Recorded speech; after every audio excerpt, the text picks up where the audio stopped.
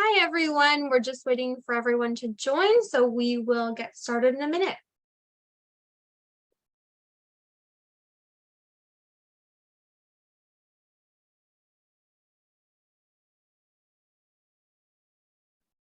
Cool, that's a lot of people. Yes, quite a few joining today. Always good to see.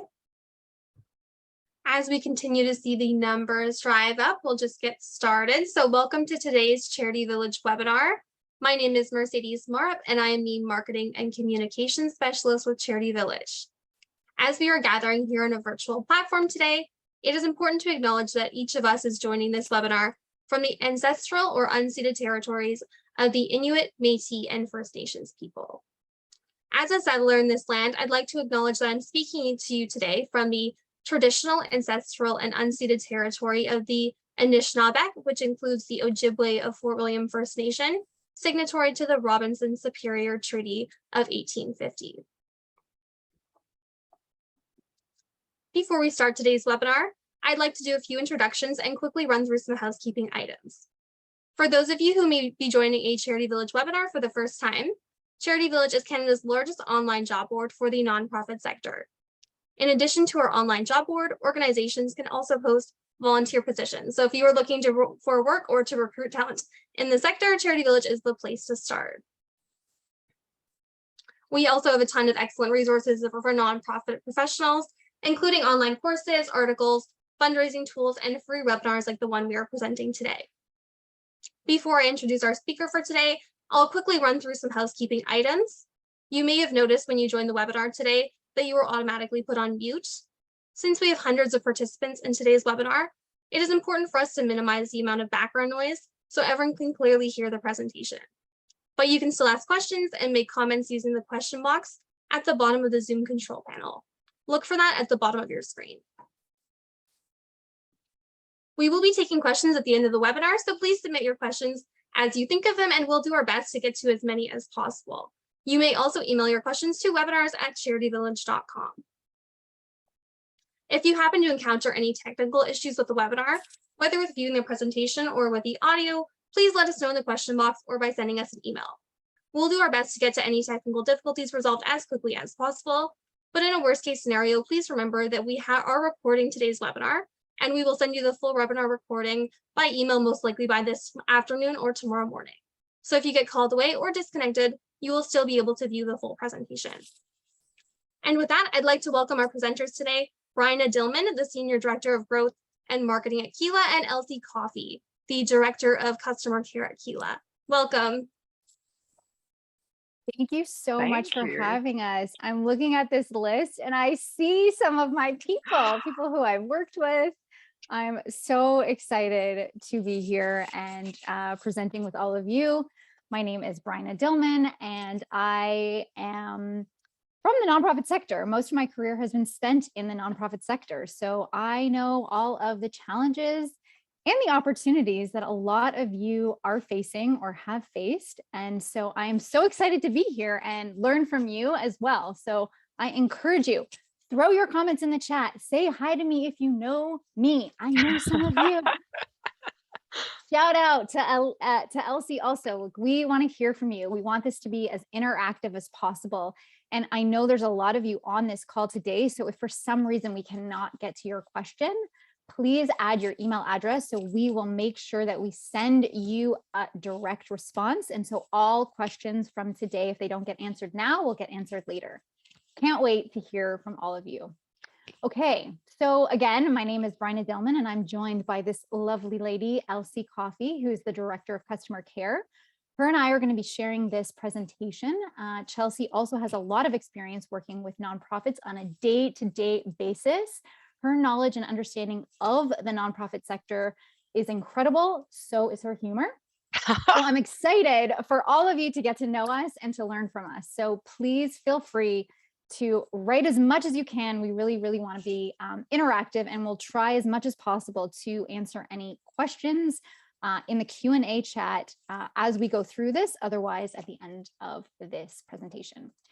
I'm also going to start this session today by acknowledging that Keela's head office is in Vancouver, and is on the traditional, ancestral, and unceded territories of the Coast Salish people of the Musqueam, Squamish, and Tsleil-Waututh First Nations, and we give thanks for their generosity and hospitality on these lands and waters. Again, welcome. So for those of you who don't know what we do, Keela is a fundraising specific CRM that unifies, amazing word, fundraising and donor communications. And we focus on marketing, communications, and stewardship, which is why we're here today to talk to you about email marketing and how to send effective donor communications. I see Elsie smiling. She's like, yes, yes. Very passionate about this topic. Yes. Love it. Okay, welcome. So 8 seconds. What do you think about that? 8 seconds is the average attention span of a goldfish, but also of an adult reading your emails. Crazy, right? So I can guarantee that your email did not take you 8 seconds to write. In fact, if I were to guess, I bet you it would probably have taken you 8 hours. Am I right? Let me know. Way to go through. So why go through all the hassle of pouring in all your blood, sweat, and tears for your next email campaign? I'll tell you why. $45 earned for every 1,000 messages sent. Yes, it's worth it. One click, you can send to thousands of people, engage a group of donors, supporters, volunteers, community members, stakeholders, board members, and you have an incredible return on investment. This is not a number we made up. These are industry stats. This is actual real dollars for you to know. Emails matter. They make a difference. Well, also as a nonprofit, I'm sure you're already ahead of the game when you compare your emails to other industries. Nonprofit emails, that's right, are 4 times more likely to be opened, and their click-through rate is 25% compared to 7%, which some are the stats for Facebook. Which again, I'm from that nonprofit industry. I'm sure all of you are as well. And you're like, how can my emails be open that much? It is true. And you're going to learn how you're going to make that number even higher based on the tips and tricks we're going to give you in this session. Okay, so we're going to run through the most common type of email campaign today, which is your fundraising appeal. We're going to teach you some best practices, how to quickly and effectively capture your donors' interests, and how to teach you to automate these types of campaigns. So it's the best 8 seconds of your donors and supporters' lives. Sound good? Okay, I'm going to start with a poll. So Elsie's going to help me here. This poll has 2 questions, and I would love to know if you've sent a fundraising appeal recently. Let us know. Launched. Here we go. Wow. Wow, that was some quick responses. Seriously. Oh my gosh. Oh, it is looking very 50-50 right now. Amazing. Okay, let's give it a couple more seconds. I can still see 70. Oh, we're almost there. I might wait 10 more seconds. We're at 80% participated. There's 20% of you not participating right now. Amazing. 81. Okay, I might then, let's end that and I'll display. Okay, that's a good, interesting split. Okay. Can For you those of see you who that? said yes, no is 55%, yes is 45%. So those who said no, amazing. This hopefully what this webinar is going to tell you the best way to create that fundraising campaign to make the most amount of funds for your nonprofit. And those who said yes, awesome. Hopefully you can learn a little bit more and maybe add these things to your next campaign. Okay, we've got one more poll. All right. Were you happy with those results? You can choose yes, no, or maybe unsure. Oh, wow. No is winning 75% Absolutely. so far. Oh, This wow. one's always amazing. It's very polarizing. You know what I mean? You always reel people in with the first question, it's 50-50, and then the next one, number 2, is always one I find that really splits the result. I don't know if anyone can see this. 83% said no. All right, let me share. Wow. 83%. First of all, I'm so sorry. Second of all, amazing opportunity for all of you to be empowered with incredible tools to make that a yes next time you come on our webinar. How do you feel about that? I love that, where it's like, this is a guarantee. I feel like Let's we're just do offering it. follow-ups here. So Okay. let's get into it. Everybody, please add in some questions, say hi, reply back to me. If what I'm saying makes sense, doesn't make sense, if you agree, let me know. I'd love to hear from all of you on this call. Okay, so Oop. I have to skip through those slides because we're on the 10, tip. tip 1, Here we go. segmentation. Before you dive into sending your email, you're going to want to figure out who you're sending it to, right?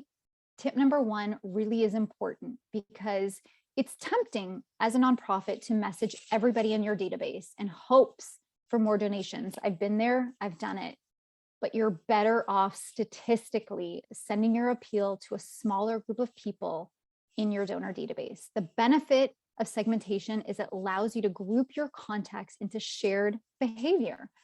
Now, you can decide on what that behavior is. That could be lapse, that could be recurring, that could be whatever you deem is important, but you want to make sure that it's important. And I have an example. It actually happened to me.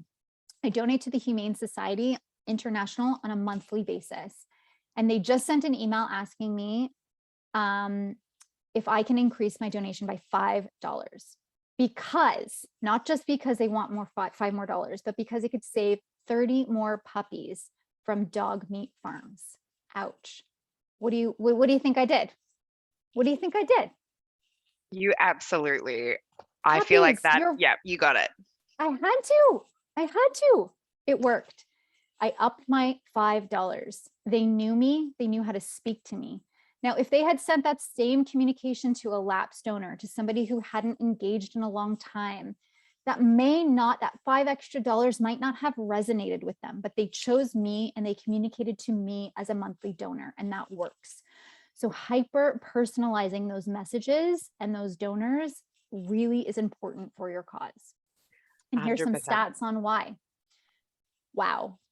You guys can all take a look at this, but I really want to focus on that middle one. 760% increase in email revenue from personalized and segmented email campaigns. That's a big jump, right? Who has seen this? Ooh, Janet, what if you don't trust your data? Cass, what if you have an extremely small donor base, 1 to 3 monthly donors? Make them ambassadors. How do you increase social media? Keep listening. We're going to talk more and we're going to give you more resources. These are awesome questions. I love this. Next slide. Okay, how do you segment your list? You can start by breaking your contact list into smaller groups based on similarities, shared interests, heuristics. This could be demographics. This could be age. If you've got 3 major monthly donors, call them out. You are my high priority list of monthly donors. Thank you. Can you help me increase this? Because you clearly care about this cause. Don't you want others to as well? You can use your lists and personalize them to really engage these individuals. So for example, you can create a list again on program interest, where certain donors may only be interested in specific programs you run, just like my Humane Society experience. You can segment on level of engagement, a recurring donor, first time. Each of these will have a specific style of communication, and you can segment based on your donation methods. Do these people only give by Bitcoin? Do these people only give by check? Maybe you want to save costs by processing checks, email all those individuals to get them to donate online. You have the power to segment as much as you can using your donor database. It's very important that you use it.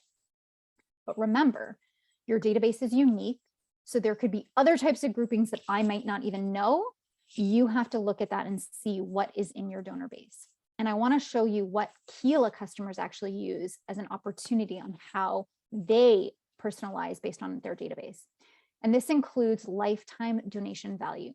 So this segment is used based off our contact insights. So it shows whether or not one of your major contributors, or if there are major contributors, or if they've just started out and need a little bit of love. You can also segment your donations by campaign or impact area, allowing you to, again, analyze which specific area of your organization's supporters are contributing to. Puppies and cats, biggest debate in the world, right? An opportunity to segment. Which email campaign gains more donations by sending out a cat or dog? And maybe both, which I agree both, but just saying, some people prefer one or the other. An opportunity for you to utilize that data and information to find out and then use the most popular answer in your next campaign. Again, another popular one Keela users use is recurring donor segmentation. It gives you a list of all donors who have given a couple times a year over the course of the year. But we at Keela believe that they're a really good transition to become a recurring donor. So really utilizing your database to ensure that you're asking and using the right information to get the most out of those people who are in your database because they care about your cause. Tip 2, subject lines. Now, none of the following steps matter if you can't get someone to open your email in the first place, right? I see Elsie laughing. I agree. The shortest piece of content in your whole email is probably where you're going to spend the most amount of time trying to figure out the exact combination of urgency, mystery, allure, just to get those readers and donors to open that email. Now, tell me, people on this call, and again, I know some of you, I've worked with some of you, what are your examples? Is it open me? Is it I need you? Is it you make a difference? Is it what is it? What have you used that's worked, that doesn't work? And again, we're going to give you lots of opportunities and lots of resources post this call. But guess what? 35% of email recipients open emails based on subject lines. That's an incredible statistic, right? No pressure. Here are some best practices for writing these effective subject lines, because I know they're effective. They've worked on me, they've worked on Elsie. And again, we talk constantly to our customers at Keela, and this is a lot of the information that they've given us. So the first one is you want to make it descriptive. Be clear about what you're offering. Something that sounds spammy can turn people off entirely. Now, as a donation, as a nonprofit, you need to ask for funds. So there's a fine balance of using your descriptions effectively. You know that 35% of these people who open emails are based on that subject line. 69% of email recipients actually report emails as spam based on subject lines. Ouch. So you have to be careful with your word choice. Again, write in the chat, tell me what has worked, what hasn't worked. I'd love to know. You can actually also do this by avoiding caps or using symbols or words like free or buy. And don't worry, Elsie and I are going to send all of you an email after this webinar with a whole bunch of resources, including a list of words that actually get reported as spam. So thank Keela customers, because they're the ones who helped us create this. Okay, what's next? Make it short. The shorter, the better. And I'm not just saying this because short is sweet, but actually a lot of people are now opening emails on their phones. What happens when you open an email on your phone? If it is too long, it actually has ... You may actually be missing the most important, compelling part of that message with the ... because it's too long. So again, crafting it is very, very important. Make it urgent. How do you make it urgent? Ooh, I'm looking at some of the chat. Angela, how do you start a donor database? We're going to connect after this and tell you. Keela's got you. We're going to tell you how to avoid like spam. Keep putting these questions in. I love this. I love it. Okay, so what's next? Keep it short and urgent. You want to encourage people to act right away. Is there a timeline? Giving Tuesday, guess what? Isn't that coming up in the next couple of weeks? Yes, it is. Urgency. We want you to donate within X amount of time. If you have an opportunity to work with a matching donor and say this matching donor will only contribute until 12 p.m. Eastern or Pacific, depending on what side of the country you're on. But make a timeline, make it urgent. This is really going to encourage people to not say, I'll look at this later and then potentially forget. This is going to get people to do it and do it now. Let me find my wallet. I care about this cause. And if a donor is going to match this, I want to do it before that window closes. Another really opportunity, again, we're going to send you these links and we're going to send you these websites, but a resource we're going to send you is a list of spam words. A second is literally a gallery of good emails from across the web. Don't reinvent the wheel. We are not competing with one another for nonprofit donations. I will give to cancer causes because we have that in my family. I will give to dog and cat and humane society causes because I have a cat and we care about that. People will give to multiple causes. You as a nonprofit group should be learning and engaging from each other. So again, I love that I'm seeing the chat go here and there. Talk to each other.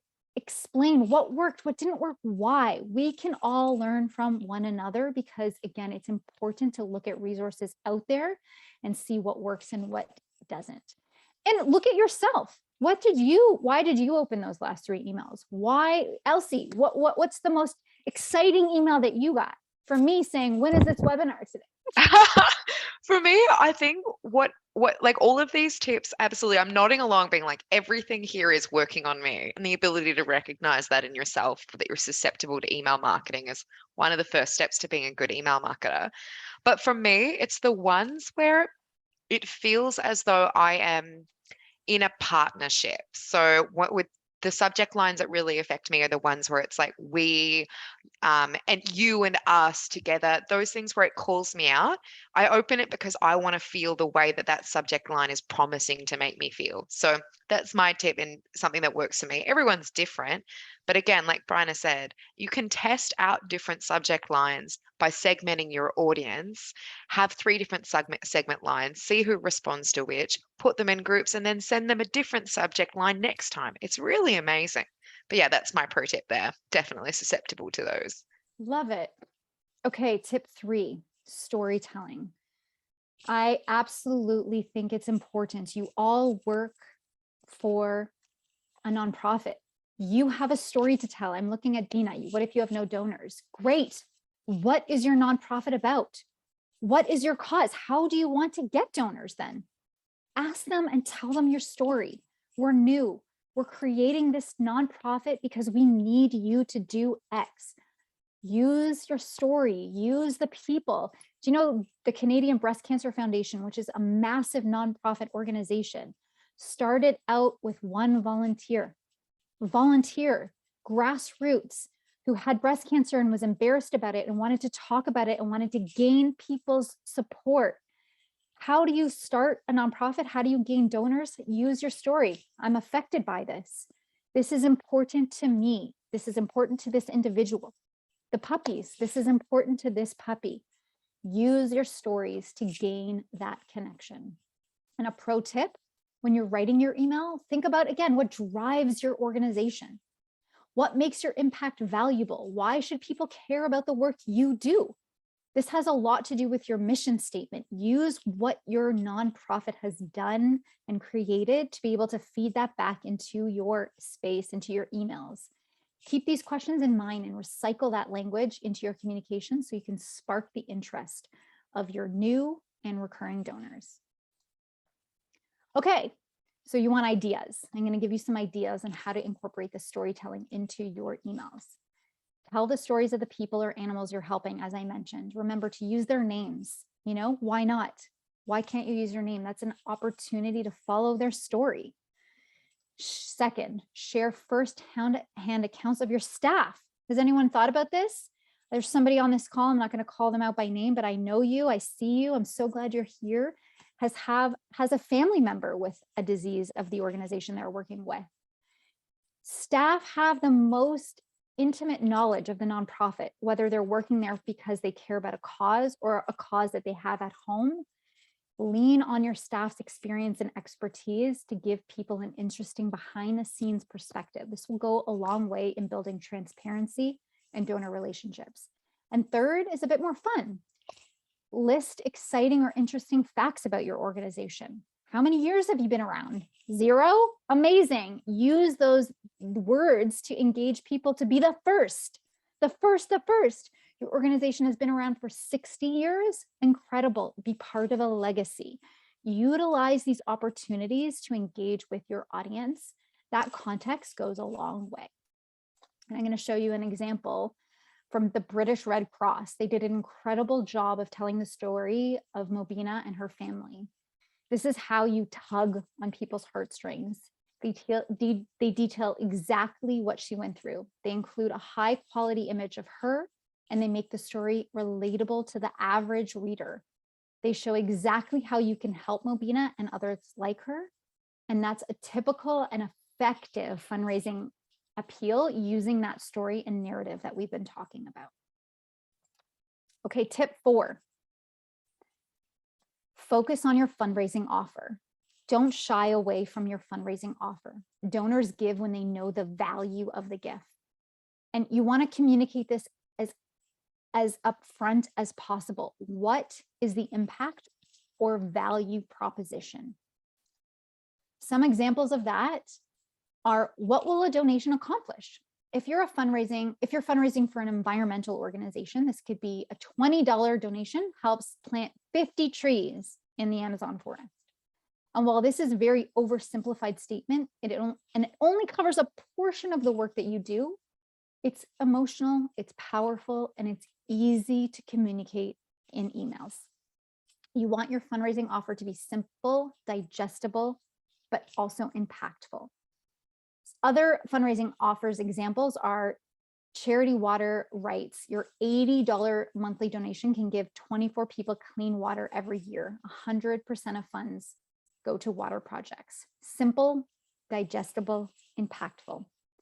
Another important thing to remember, it's not about you as much as it is about asking for a donation or to solicit volunteers or to get someone to read your latest blog.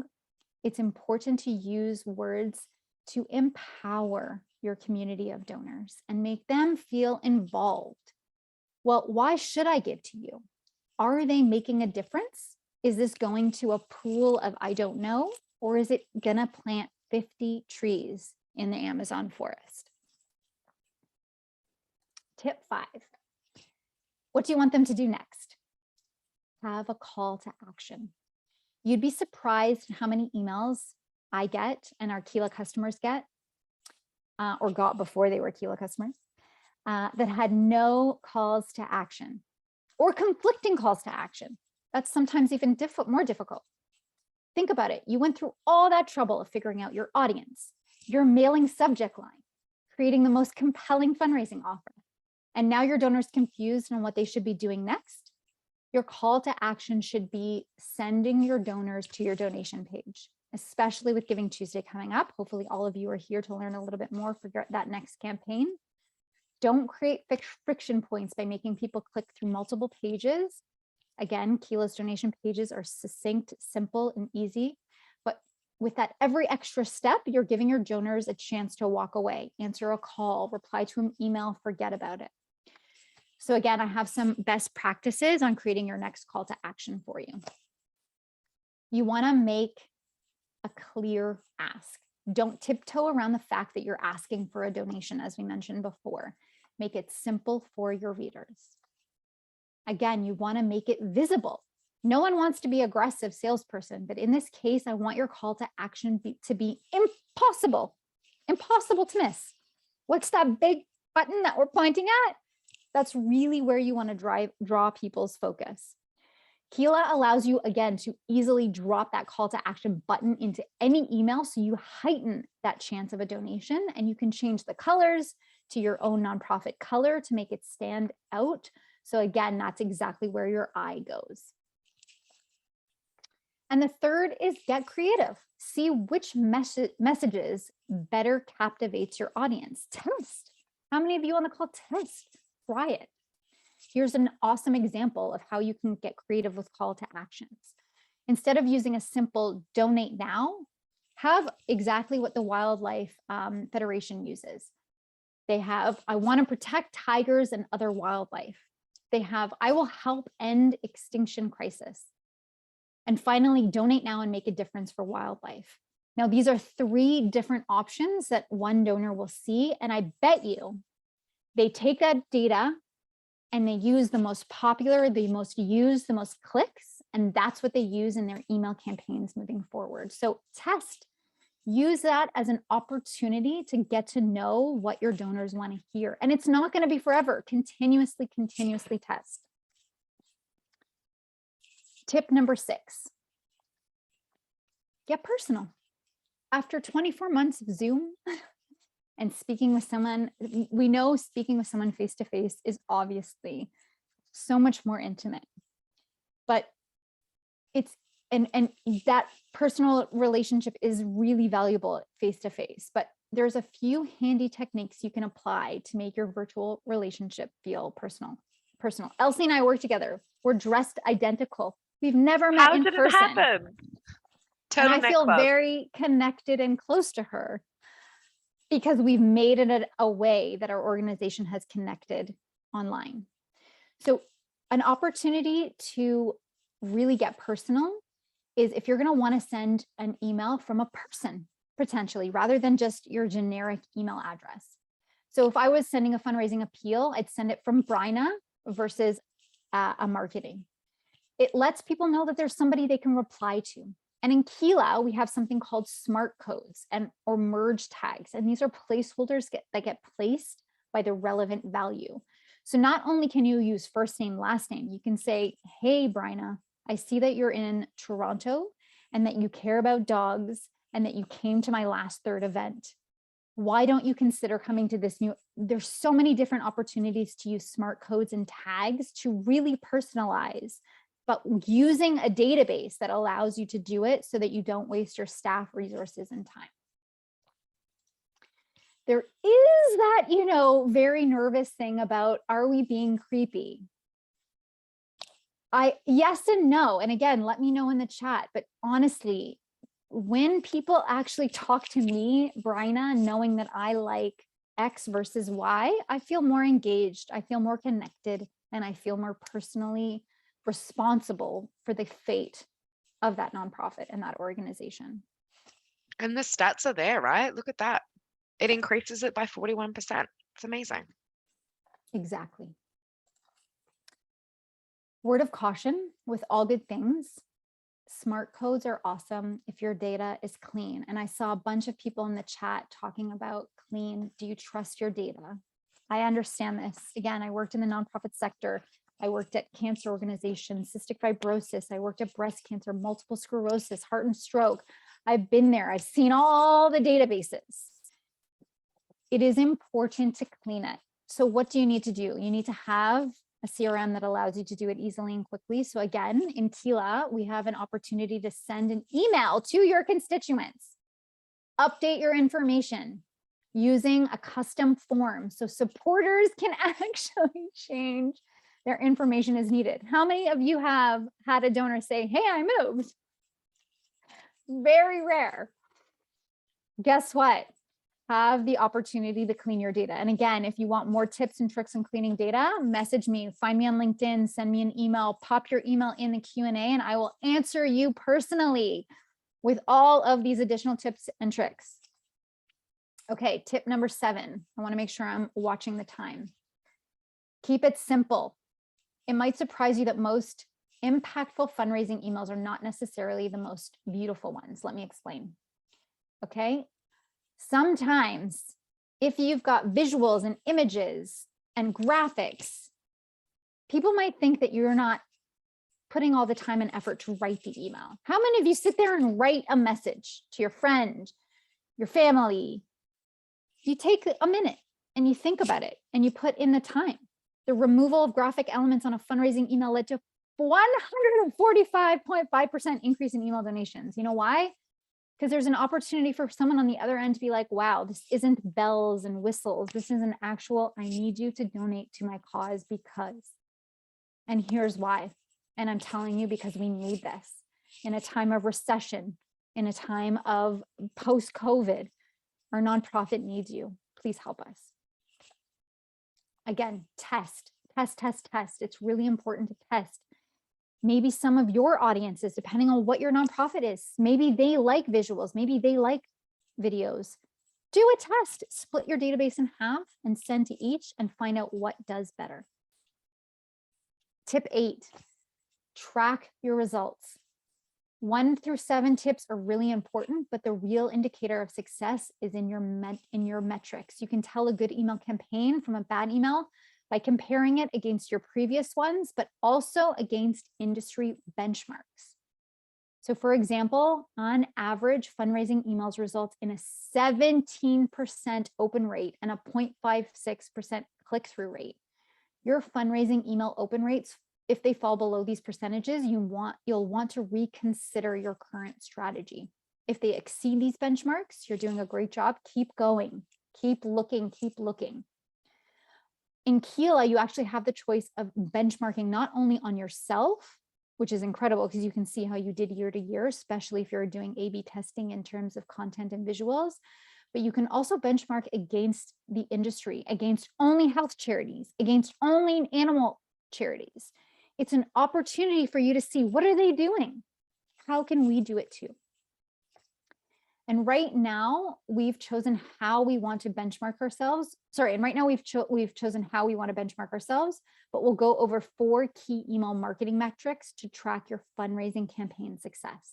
So number 1, open rate. Again, we talked about this, right? It's really important to have a high open rate and to look at who is opening your emails and why. You need to calculate this so that you can ensure you're sending emails correctly. And again, you want to emphasize open rates are only one piece of the puzzle. Click-through rates are very important. There are people engaging with your emails. Great, they've opened it, but are they actually engaging with it? This is an important information piece to look at to see, what are you saying and how are you saying it? Because you really want to make sure that you're engaging with these individuals. What's another opportunity? Conversion rate. Now, this is an industry-wide, not necessarily a nonprofit word. Conversion, we mean, are they donating? Are these individuals opening, reading, clicking? Now, are they donating? It's really important that you understand. 1.7 is the nonprofit average rate for conversion for donating. So you want to make sure you're planning accordingly. And again, we're going to send you an email after this webinar with a bunch of our resources to help you ensure that all of these 3 tips are working. Don't forget to look at bounce rates. It's really also important to look at a soft bounce and a hard bounce. A soft bounce is a temporary delivery issue of a full mailbox or an offline server. A hard bounce is failed, invalid email address, you've been blocked. Clean your data. Again, please email us, talk to us. We'll talk to you about all these easy ways that Keela can automatically merge and duplicate your data, communicate with your donors to make sure you have the most up-to-date information. Otherwise, when you're presenting to your board and stakeholders and saying you have 10,000 people in your database, but only 200 are opening and clicking, is that because you only have 200 engaged people? Find out. Look at these bounce rates. It's really important. Okay. Now, I had a big plan of how I was going to show you Keela's automation tool. It was going to be amazing. But I've been watching the Q&A and there are a lot of questions in there. And with these questions, an opportunity for me to show you exactly what I was going to show you within the context of your question. So I think I'm just going to go rogue here and let your questions sort of inspire how I'm going to show you the Keela system for anyone who's interested. So let's dive in. I'm just going to stop sharing my screen for the moment. We'll hit the Q&A and then I'll jump into Keela if necessary. Okay, here we go. So we've got a question at the, I might start from the bottom. Where are we? Okay. Here's one from Jessica. How do you increase engagement on social media? I think Bryna is probably the best one for that. I'm more of the tech side of things. Bryna is definitely a nonprofit expert, but I can give you what's worked for me. Whatever you want. You go and then I'll go. Let's team tag team this. For me, the way that I engage with social media is twofold. The first one is a kind of an active one. So it's where you're actively posting those stories, that story time that Bryna talked about, where you're sharing something really personal to your organization. So sharing those stories are what like wakes me up to your social media. It shows me that you exist. So sharing those stories in connection to a community. For example, in Vancouver, recently I was part of a battle brand for Battle for Good It's a mouthful. And the way that we heard about it was that I came across it when looking at sort of posts on Instagram about Vancouver and the wonderful space that Vancouver has. And then through my connection to Vancouver, I accessed that event. So what I recommend is connecting to the community, sharing a story about your community, and then getting people to look at you and wake up to your existence that way. So kind of using that story as the tool there. And then the other way, which is sort of a passive way, is making sure that anytime a donor or a volunteer or anyone contributes to your organization, even if it's in the tiniest way, your first action, other than thanking them, of course, is encouraging them to share it on social media. So, for example, all Keeler donation forms online or via email, via QR code, doesn't matter where you are in the world, if you donate through a Keeler donation form for one of our users or one of our customers, the next step is share this via Facebook, share this via Twitter, share this with the world. And we automate that. So it pops up as soon as the donor's finished. It says, thank you, click this button.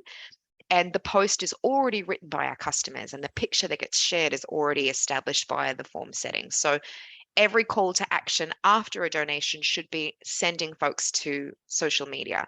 I think the biggest kind of benefit of social media and thing that folks should tap into is that folks want to share how much of a legend they are. I want to share that I'm a great person. I want everyone to know that I'm here, I believe in this, and I'm passionate about this, and that things affect me. So if you give people the opportunity to share that and make it really, really easy for them, you're going to get a really cool snowball effect. I feel like I really took that question over. Sorry, Bryna. No, I have nothing more to add. I think that is incredible advice. And again, I hope you can take some of this information because it's amazing and it drives results. Absolutely. It's probably the coolest thing about Keeler is that we're all kind of either have worked in nonprofits or we're all supporting multiple nonprofits. So we kind of know what works because it all worked on us, and that's how we got here. So okay, next one is from Cass. What if you have an extremely small donor base? And I'm talking 1 to 3 monthly donors. And you talked about this. I really liked what you said, Bryna, when you said, then make them your ambassadors and use the word first or make them feel exclusive. Like the language you suggested, where it was first donors for small donor bases and then legacy donors for like join the legacy for big donors. I thought that was amazing. So I definitely going to shout out that response. Anything to add, Bryna? No, I think that's awesome. It was your answer. I'm just repeating it. Sounds better from her with that It's because of my accent. All right, next one is from Janet. What if you don't trust your data, i.e., you're afraid you're getting the personal details wrong? Oh, It Janet, definitely I feel happens. you. I feel you. I know where you're coming from. Completely. So it happens. It's happened to me, especially sometimes people, they might fill in an online form and they might put something generic like the name of the organization they work for. And then you end up saying, Dear Keeler user 1275 or something. It happens. My advice for everyone, and I sort of say this to our customers about once a year, is that data hygiene, very important, but it's also your responsibility and it does need to be a priority. It doesn't have to be a priority all the time, but I would say at least once a year, you should be sending out a form. So in Keeler, for example, we have a form that people can receive via email or they can access via your website, and they enter their details in it and it updates on their profile automatically.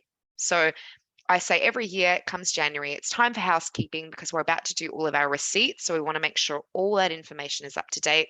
Before you send out receipts, send out an email to everyone saying, hi, can you update, make sure your contact information is up to date. So you can click on this button, enter your details, and it'll update automatically. The really cool thing about Keeler is that you can use the smart codes to say, this is your data, is it up to date as well? So that would saves a lot of time. I'm sure a lot right? of you on this call have people who are solely responsible for the database, and that is a tough job, especially if it's dynamic and you're constantly getting new information. This to me 100%. is a time saver, an opportunity. Absolutely. Okay, next one we have is from Angela. How do I start a donor database? speak to Keela, we can help you, but we can also help you just in general. We've got a lot of resources on how to choose donor databases. Obviously, we're a little biased and we think that we're the best donor database in the world, but we'll happy to give you tips and tricks to find one that suits you, of course, as well. Yep. How do you avoid looking like spam? So Bryna mentioned we're going to send that link to a website that talks through all the spammy words that kind of pick up in filters. So making sure that you don't use any things like buy now, sell now, any kind of money talk, I think is one probably. Another is not using too many images. So when folks often send big images because they're beautiful and they're so great and they're big pictures of puppies and things like that, but too many can trip up spam filters because generally a lot of spammy kind of marketing messages have a bunch of them. So sort of make sure you're choosing one or two really, really high impact images if you can. And then I would just Google it. Like there are hundreds of best practice blogs on there that I've learned everything I've just told you. Try Keela.com first. True. Oh, of course. We We've do have a sourced lot. a ton. We did a lot of that research for you, but yeah, and just multiple testing as well. Okay, next one. I've got Janina put partnership package attached. I don't think that that's a question, so I might just move over, but if I've missed it, please retype it. Nicole, if you have a matching gift, mentioning it in a subject line has helped a lot for us. I love that. Awesome. Yes. Thank you for sharing. 100%. Amber has a tip. There is a website for testing your subject line. I don't remember the address. Okay, I we'll need look it that. up. Yes, Yeah, exactly. we'll look it up. Thank Oh you. my. Or Amber, if you find it, retype it. Absolutely. Kathy, how long is too long? Okay, great. This is I have a personal opinion on this. I'm going to speak it as if it's fact. I think 2 scrolls on a smartphone is the perfect amount. So 1 and then 2. Anything more, sometimes if I'm doing this, it's too long. It's because most people, we're reading our emails on the bus, we're reading them while we're waiting for coffee, we're reading them while we're on the loo. We don't have a lot of time and we don't want to be constantly scrolling. So test that out and find an email marketing tool that can send a test email to your phone and then you can practice the scroll as well. If you've got a lot of information to be sharing and you don't want to not share it, it's really important. You've got a great, beautiful story. Add links in your email that send folks to your website where you've got a post on it or something like that. Because that way you can keep the email shorter. And it also gets your supporters used to the idea of clicking on things in your email, which can be a great lead up to clicking on those call to action buttons too. Okay, Brian, feel free to correct me, jump in wherever you go. I love this. It's brilliant. I'm getting a lot of satisfaction and gratification from the ding, ding, ding of the questions. I think I would be great on a game show. I feel like I need to be a contestant. Okay, we have an anonymous question. How can you engage tribute giving donors by email to make your organization their charity of choice? Brianna, I'm sorry, I'm not familiar with the term tribute giving. Do you know tribute giving? Tribute giving is an opportunity to say on behalf of, so for Oh, example, of course, dedication. Dedication, which Keela has Absolutely. opportunities, correct? Completely, yes. We definitely do. And it's so funny. I'm like, what's tribute? And as soon as you say what it is, I'm like, oh, that sounds really silly that I didn't. It's just a synonym, right? Anyway. But that's what's true to the nonprofit sector. And again, let us know. But a lot of nonprofits use different language for the same thing, which is why it's so nice to see so many nonprofits on here. And I love that you're sharing these questions because everybody in this webinar is getting to hear language and lingo. But engaging tribute giving donors by email to make your organization their charity of choice is an opportunity to say and connect with people who have chosen that dedication. So again, in our Keela database, if you filter by tribute giving / donation dedication, you can actually target them as a segment. Again, saying we have the opportunity to legacy, to ensure that the legacy of this individual you care about is continuing to live on, or to continue to have the memory live on.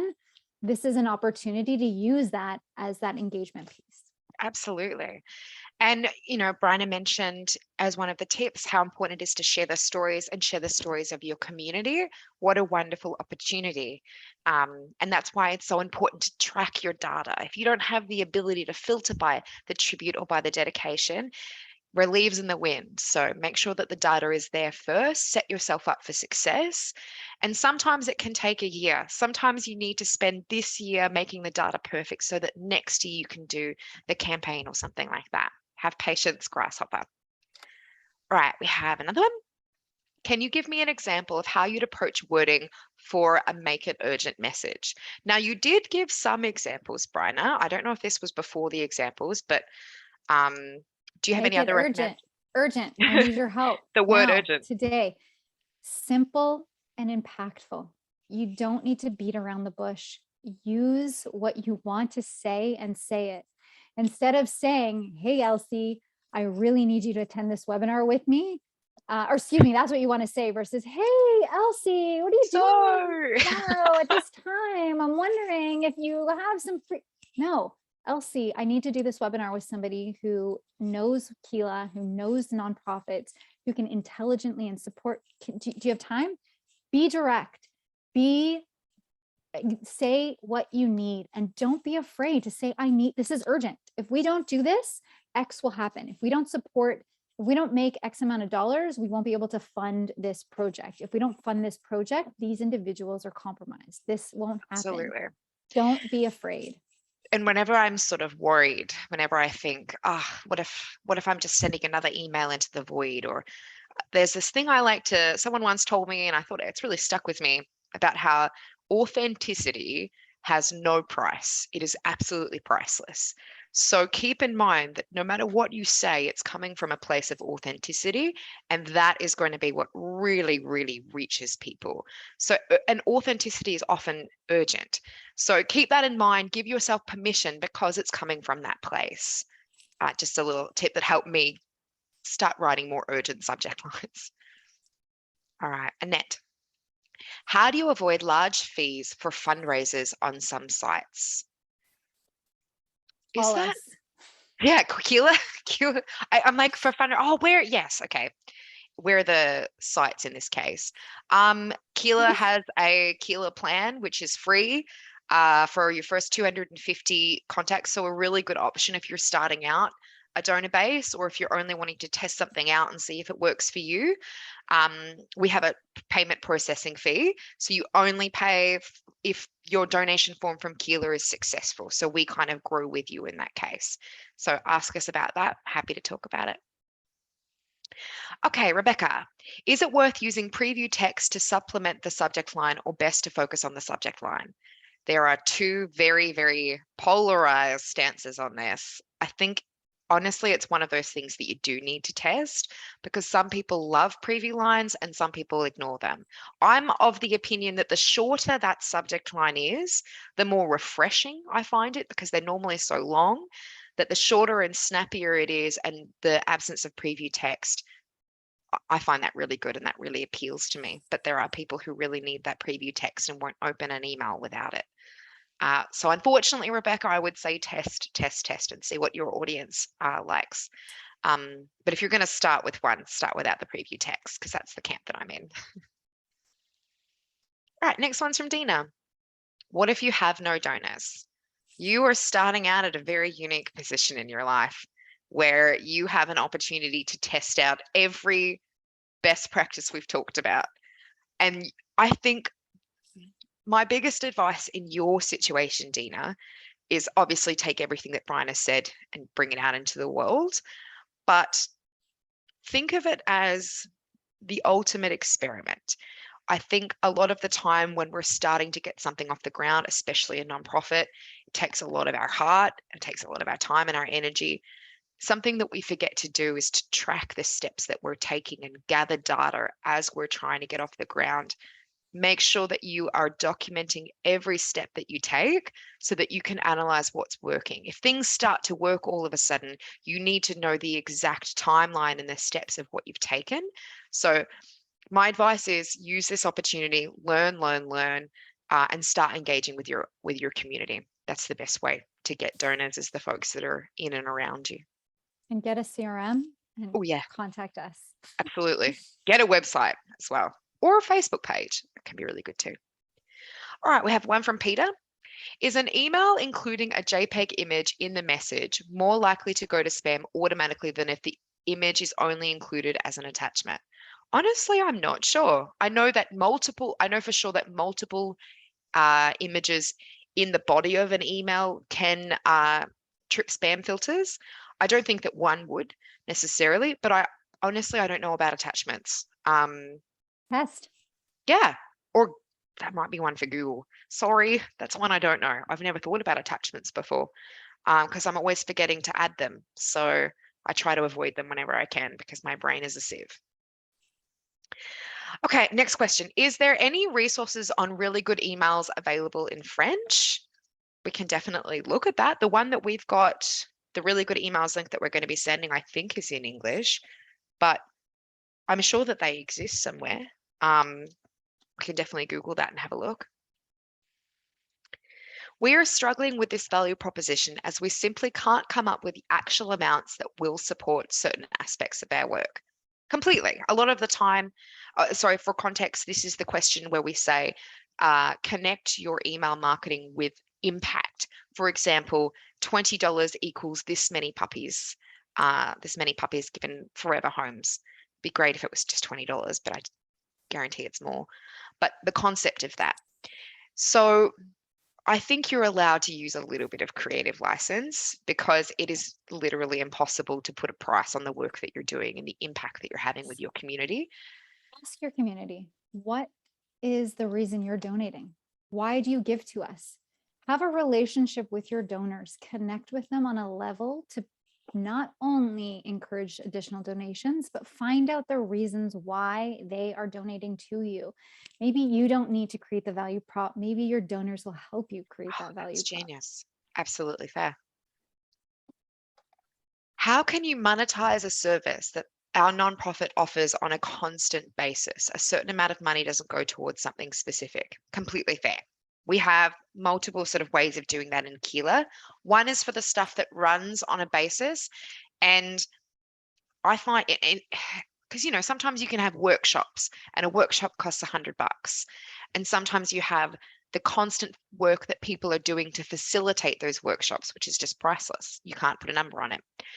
I think if you're absolutely stuck and you don't have a way to put money onto it, make an executive decision based on average donation amounts, or look at your budget from last year, work out the cost that the entire program did or your entire organization, divide it by your donors. You're going to get your average needed donation amount and then make that the minimum. And that way you're still encouraging folks to give more, because the real importance is that you're encouraging folks to donate, but also you're increasing the average gift size of your organization by suggesting donation amounts that might not necessarily be the same amount. They might be a little bit higher.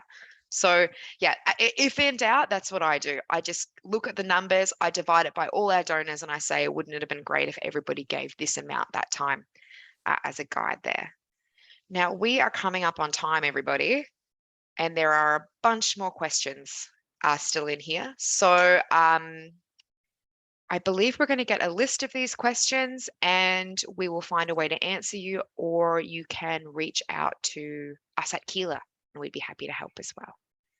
Yes, please. And if you'd like to have your questions answered, please repeat them in the Q&A box and include your email address just so we have explicit consent. So just if you have a chance, we'll wait for those to populate. Oh, yes, please. Sorry. Put your name and your email address and repeat your question in the Q&A box now so that we know we can reach out to you and answer those questions. Otherwise, you know where to find us. This has been so fun. I am so grateful to be here with this awesome group of people, Charity Village, all you nonprofits, and my co-host, Elsie. Awesome. My pleasure. This was a lot of fun. Thank you so much. Thank you both so much for such a great presentation. We truly appreciate it. And we would like to remind everyone that you will receive a follow-up email tomorrow with a link to the webinar recording. So please feel free to share this link with your colleagues. And the email will also include a survey link, which you can fill out with your feedback on today's webinar. So you should see a survey link pop up right here in Zoom as well once you're finished the webinar. So please feel free to fill out the survey now if you have the time. And on behalf of Charity Village, thank you so much for joining us today. And I wish you all a wonderful rest of your day. Thanks, everybody. Thank you. Take care. Thank you.